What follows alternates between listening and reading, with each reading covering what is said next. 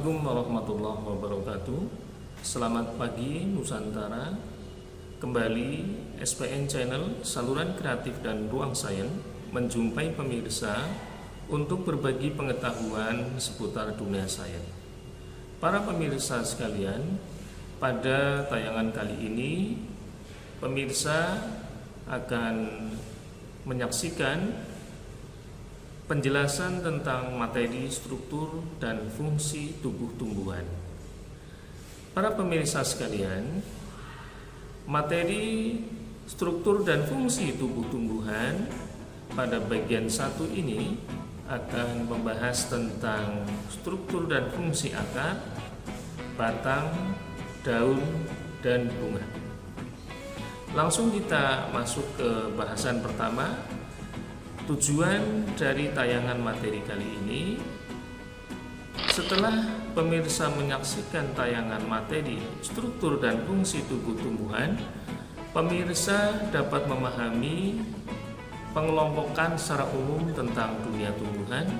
Yang kedua, pemirsa dapat memahami struktur dan fungsi organ akar, organ batang, organ daun, dan bunga.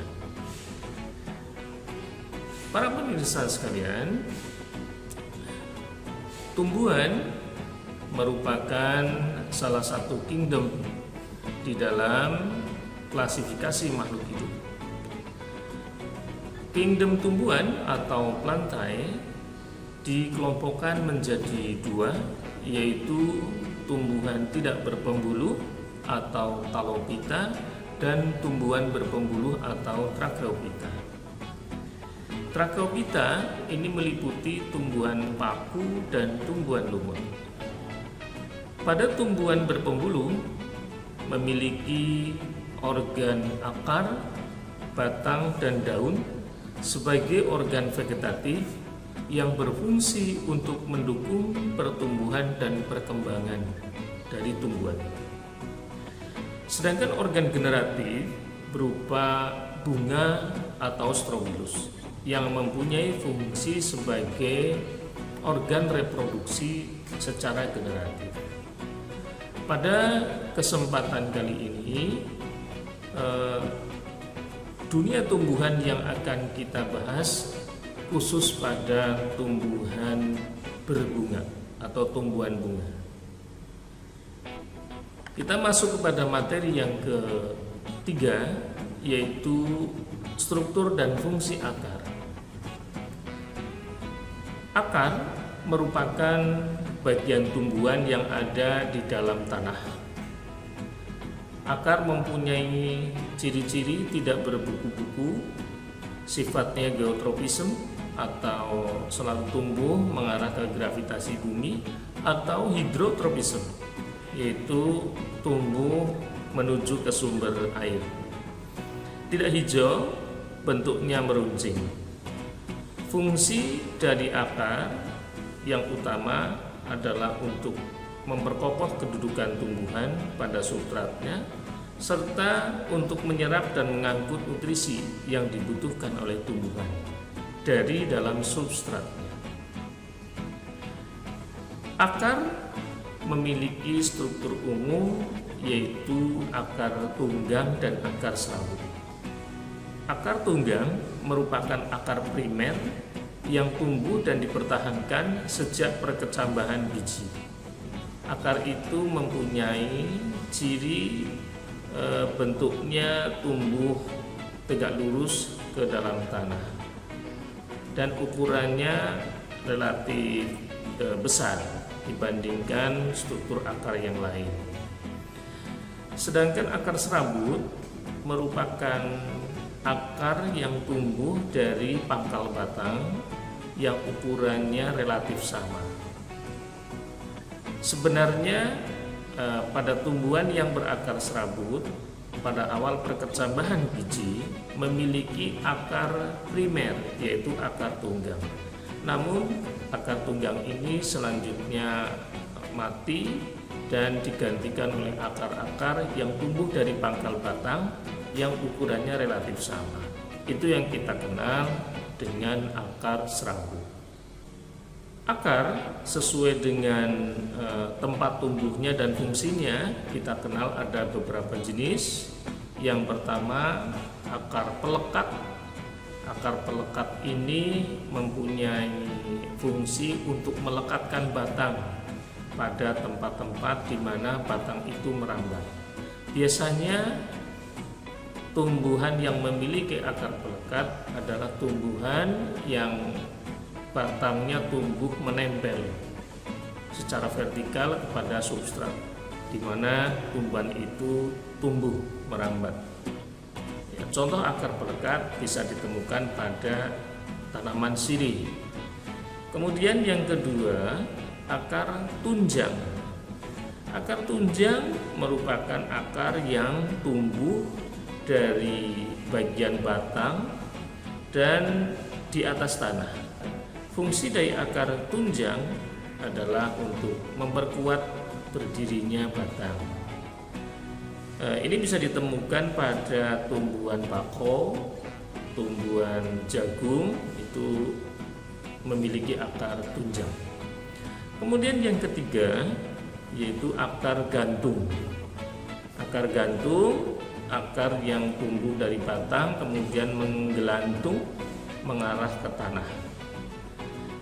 Akar gantung ini memiliki fungsi sebagai akar untuk menyerap nutrisi berupa air dan oksigen selama akar itu menggelantung. Namun ketika akar itu sampai kepada bagian tanah, maka fungsinya akan sama dengan akar pada umumnya, yaitu untuk menyerap nutrisi dan memperkokoh berdirinya batang. Akar gantung bisa ditemukan pada tumbuhan anggrek misalkan, atau tumbuhan beringin. Ini contoh tumbuhan beringin yang memiliki akar gantung. Di sini nampak akar gantungnya dianyam menjadi jembatan ya, antara dua sisi sungai ada pohon beringin, kemudian akar gantungnya dianyam dan dijalin menjadi satu, menjadi sebuah jembatan. Kemudian yang keempat, akar pembelit. Akar pembelit hampir sama dengan akar pelekat, hanya kalau akar pembelit ini tumbuhnya melingkar pada substrat yang dililitnya sebagai tempat tumbuhnya untuk merambat. Contoh dari akar pembelit bisa ditemukan pada tanaman vanili. Kemudian yang kelima, akar napas. Akar napas ini khusus ditemukan pada tumbuhan bakau.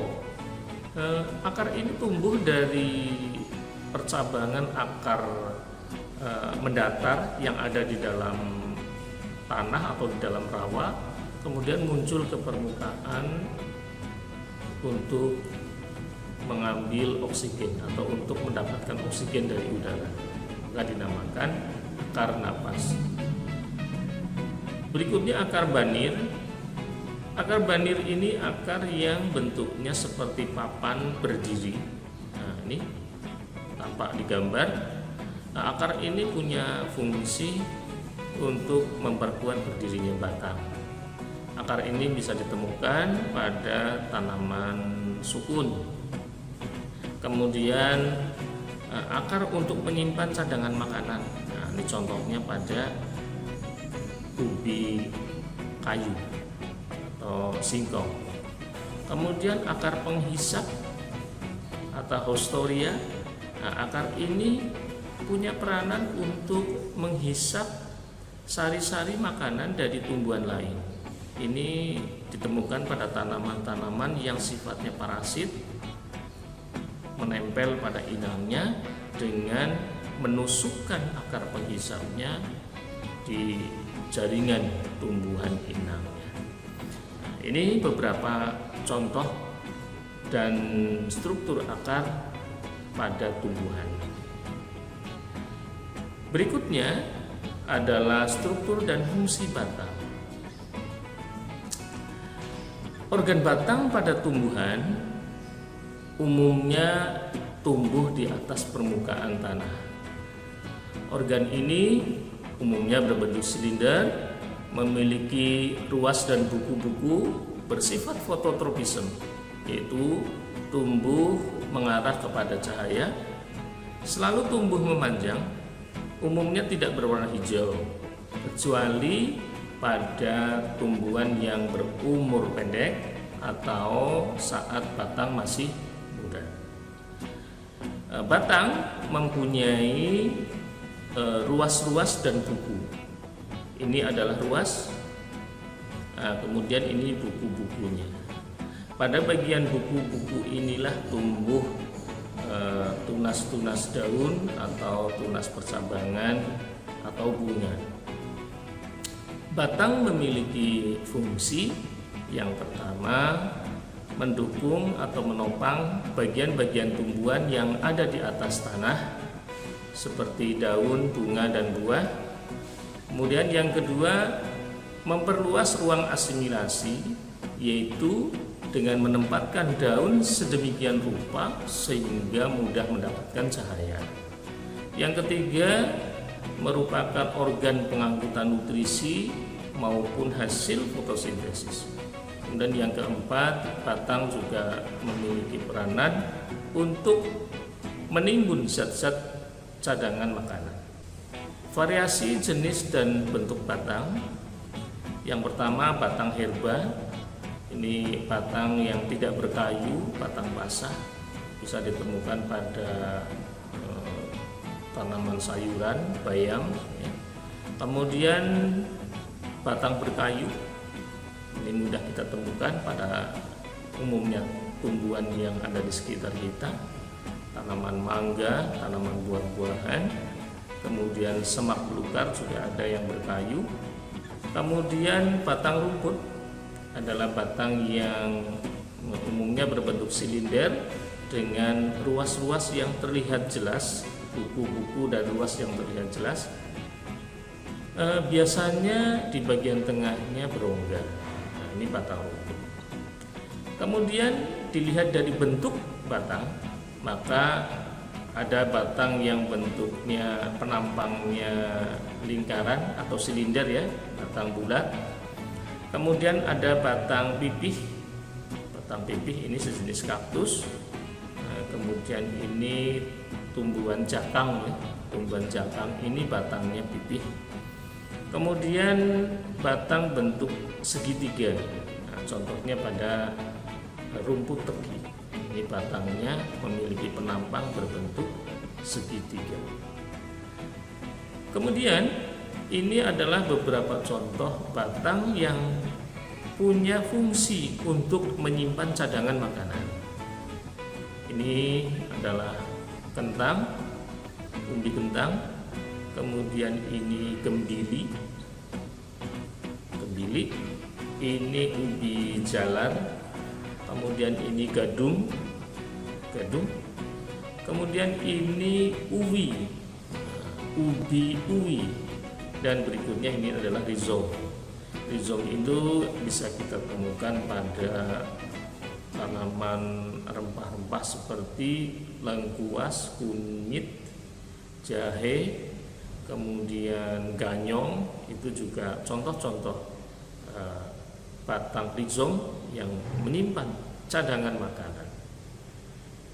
Para pemirsa, berikutnya kita akan bahas tentang struktur dan fungsi daun.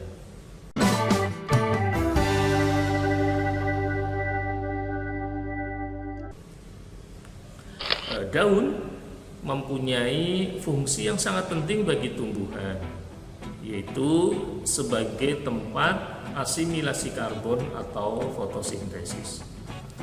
Oleh karena itu, umumnya setiap tumbuhan memiliki sejumlah besar daun yang terdapat pada batangnya. Daun hanya melekat pada bagian buku-buku batang atau nodus batang. Daun berwarna hijau karena mengandung klorofil. Organ ini mempunyai umur yang terbatas. Pada masa-masa perkembangannya, daun mengalami perubahan warna, diawali dari warna hijau keputihan, kemudian hijau tua, dan akhirnya warna hijau itu akan semakin hilang menjelang masa absisi. Daun secara umum punya 4 fungsi, yaitu sebagai tempat proses fotosintesis. Fotosintesis terjadi pada bagian yang banyak mengandung klorofil. Ini contohnya lapisan ini. Ini lapisan-lapisan ini nanti akan kita bahas pada struktur dan fungsi jaringan tumbuhan. Sekarang kita membahas tentang struktur dan fungsi secara umum saja, secara morfologisnya saja. Ini pada bagian ini nanti terjadi fotosintesis. Kemudian daun juga punya fungsi untuk absorpsi karbon dioksida. Biasanya karbon dioksida akan masuk ke daun melalui stomata atau mulut daun yang letaknya di bagian permukaan bawah daun. Kemudian daun juga punya peranan untuk transpirasi, pengeluaran uap air. Ini melalui stomata juga. Kemudian daun juga punya peranan untuk respirasi, mengambil oksigen, serta mengeluarkan CO2 juga melalui mulut daun. Ini adalah gambaran reaksi kimia fotosintesis secara umum, yaitu karbon dioksida dan uap air yang bisa masuk melalui stomata, atau air bisa diambil dari dalam tanah melalui pembuluh xilem. Kemudian karbon dioksida dan uap air nanti akan dibawa ke dalam kloroplas yang ada di dalam sel-sel mesofil ini. Kemudian terjadi fotosintesis menggunakan energi cahaya dan akan dihasilkan glukosa serta oksigen. Ini tentang fungsi daun. Daun mempunyai bagian-bagian, ada helai daun, tangkai daun, dan pelepah daun. Jadi daun yang lengkap sebenarnya mempunyai 3 bagian utama, yaitu helai daun, tangkai daun, dan pelepah daun. Daun lengkap ini bisa kita temukan pada tumbuhan tanaman pisang, misalkan daun pisang ini helai daun, kemudian ini tangkainya dan pelepahnya. Pada tanaman pisang, pelepah daun bersatu tersusun membentuk batang semu. Jadi batang pisang yang tampak di permukaan tanah itu sebenarnya batang semu yang asalnya dari tumpukan atau kumpulan pelepah daun.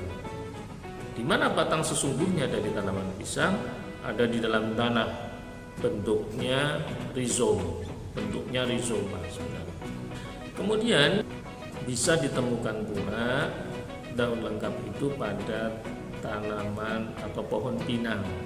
Pohon pinang juga tergolong memiliki daun lengkap. Pada umumnya tumbuhan yang ada di sekitar kita itu memiliki daun tidak lengkap. Artinya apa? Tidak mempunyai 3 bagian ini, tapi hanya mempunyai 2 atau 1 dari bagian daun lengkap.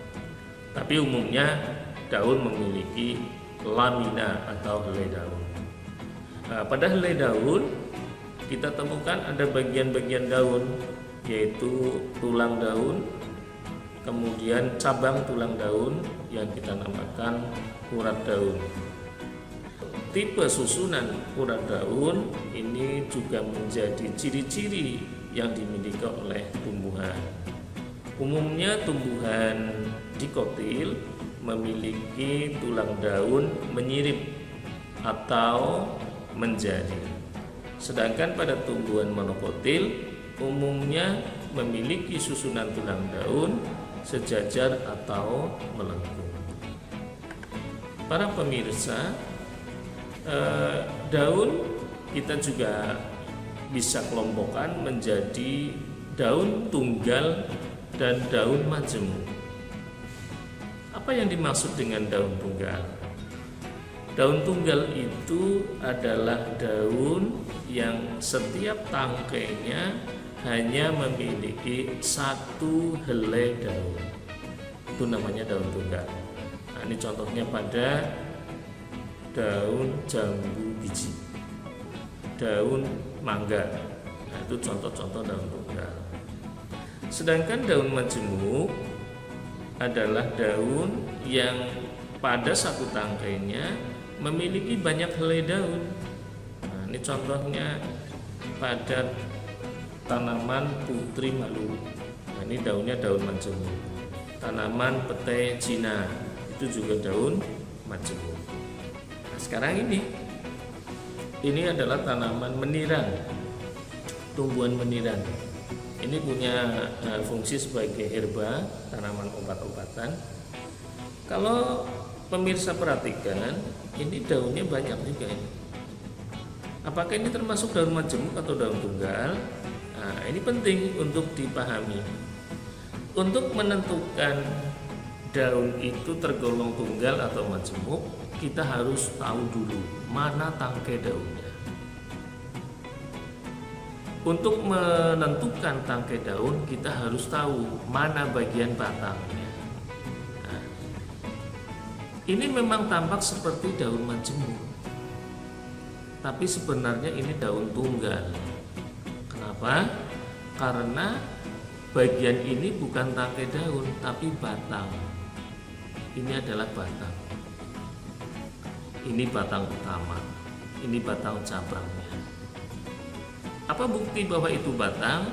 Nah, di sini nampak di sela-sela daunnya nampak ada buahnya.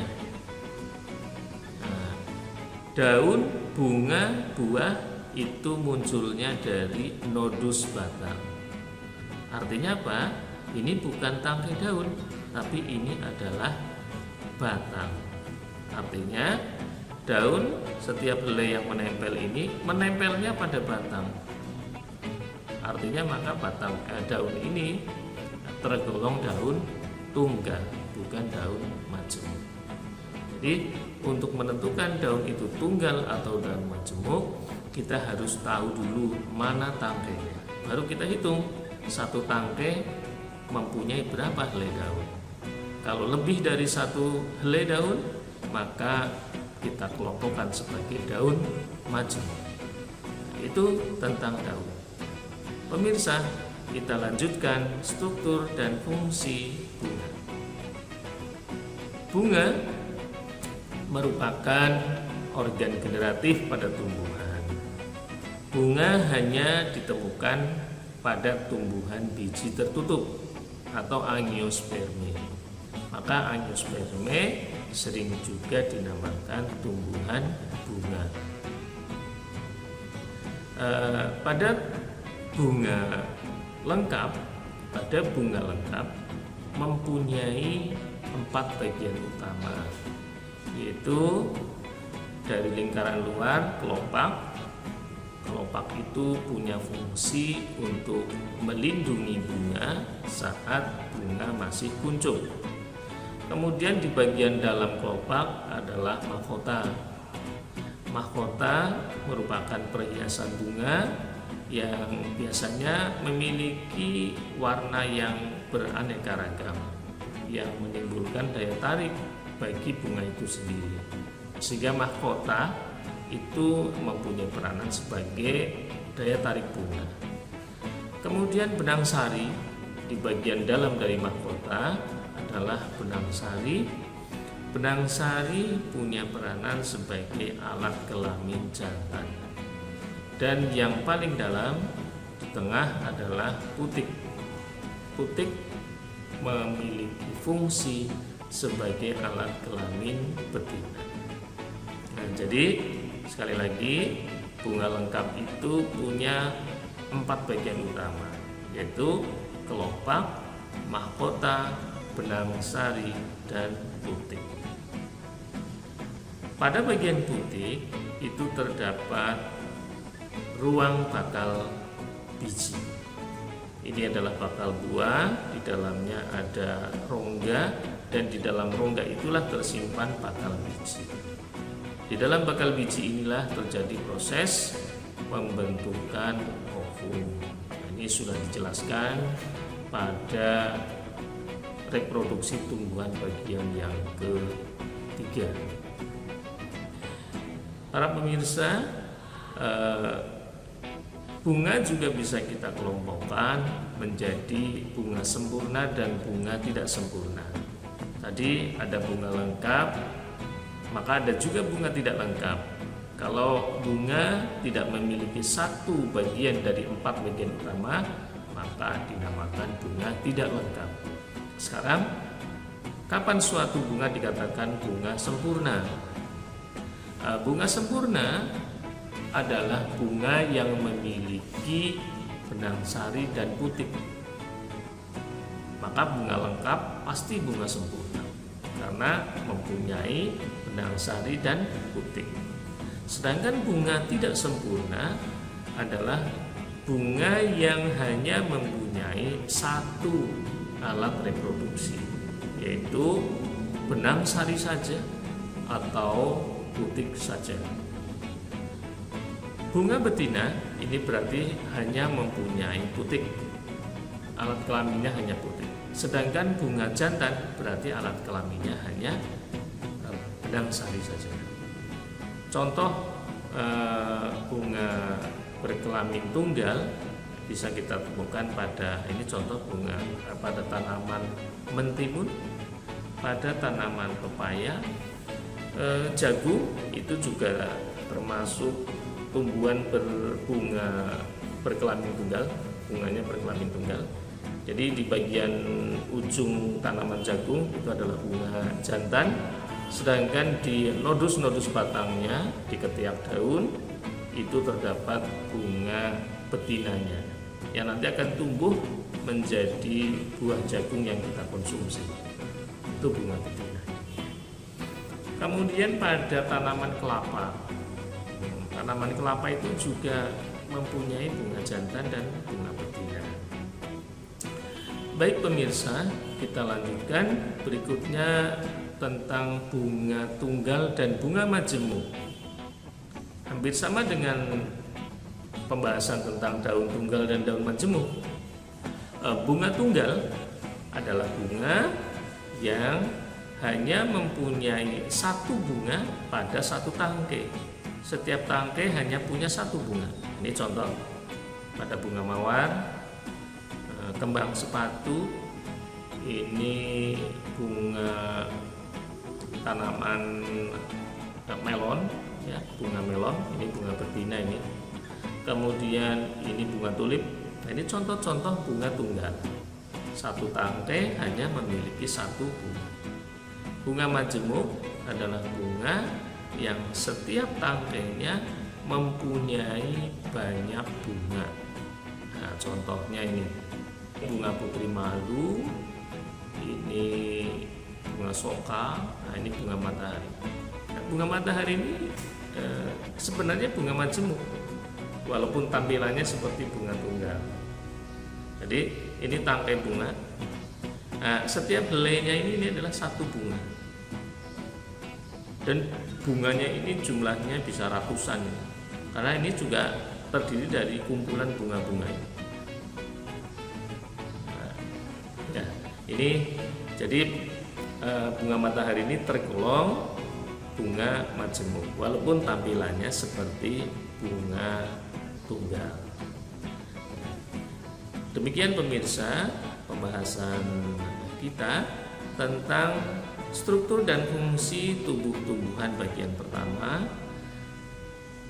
Struktur ini hanya kita amati secara morfologi, apa yang tampak dan bisa kita amati dari luar. Kita belum melakukan pembahasan secara mendetail di bagian jaringannya. Nanti akan kita bahas pada struktur dan fungsi jaringan tumbuh-tumbuhan. Demikian pemirsa, kurang lebihnya mohon maaf. Kita berjumpa pada video berikutnya. Assalamualaikum warahmatullahi wabarakatuh.